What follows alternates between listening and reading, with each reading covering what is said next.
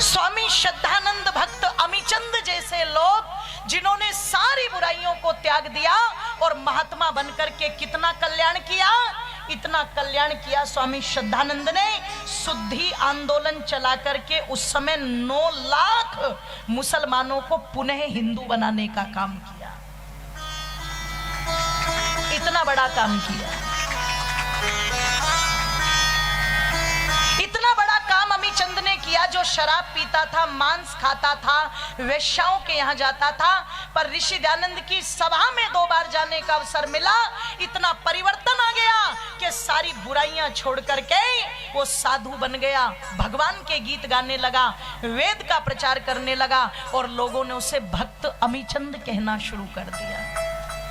आप कभी सोनीपत को क्रॉस करेंगे, फूल सिंह इंटर कॉलेज, फूल सिंह है जी, पता लगा आपका बीए कॉलेज, एमए कॉलेज ये बने हुए हैं। पटवारी था, अपना बाप का भी काम बिना रिश्वत के ना करे ऐसा पटवारी था। पर जब जीवन में सत्संग जागा, पानीपत के अंदर एक सन्यासी को सुना तो इतना जीवन में परिवर्तन आया कि जिन लोगों से रिश्वत लिखी थी, लोगों अपनी जमीन बेच करके उनके घर घर जाकर के उनकी रिश्वत को वापस दे करके आया। इसलिए गोस्वामी जी कहते हैं माताओं कि बिन सत्संग विवेक ना होए, प्रभु कृपा बिन सुलभ ना को। ये जो कथाएं, सत्संग, धर्म ग्रंथ क्यों पढ़ना, क्यों सुनना? इसीलिए जब तक आपके जीवन में अध्यात्म नहीं, सत्य का संग नहीं, तब तक आपका विवेक भी जागृत नहीं हो पाता। महर्षि वाल्मीकि जी ने रामायण लिखा था कि हम इसे पढ़ें, इससे शिक्षा लें, हमारा एक आदर्श बने, हमारा एक जीवन बने। पर आज हिंदू ने इतनी दुर्गति की अपने ग्रंथों की जितनी और किसी ने नहीं की। मुसलमान के 5 साल के बच्चे को पता है कि उसकी कुरान में क्या लिखा है, इसलिए वो पत्थर लेकर के बरसाना शुरू करता है। क्यों? कुरान यही सिखा रही है। उनकी महिलाओं को पता है कि उन्हें क्या करना है, इसलिए जब भी देखो कई दंगे छिड़ते हैं तो कैसे बोलती है वो, पुलिस वाले अपने कानों पर हाथ धर लेते हैं।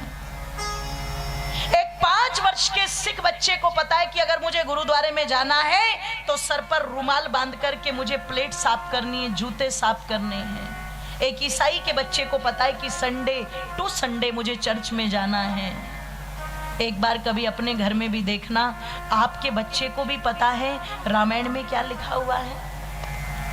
बोलो, आपके बच्चे को तो नहीं पता, आपके बच्चे को तो नहीं पता ना गीता में क्या लिखा हुआ है। क्यों? बच्चे को बताया गया ये रामायण गीता तब पढ़नी चाहिए जब आप 60+ हो जाओ,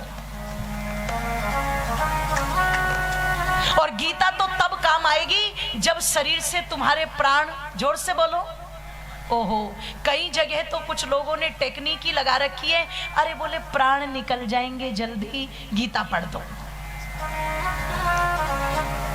भगवान कृष्ण ने गीता सुनाई थी कि शिथिल पड़े हुए अर्जुन के रक्त में भी, ध्यान रखिएगा, एक बिजली दौड़ जाए, मुर्दा भी जीवित होकर के उठे, और यहाँ गीता सुना सुना करके वृद्धों को मारने का काम किया जा रहा है।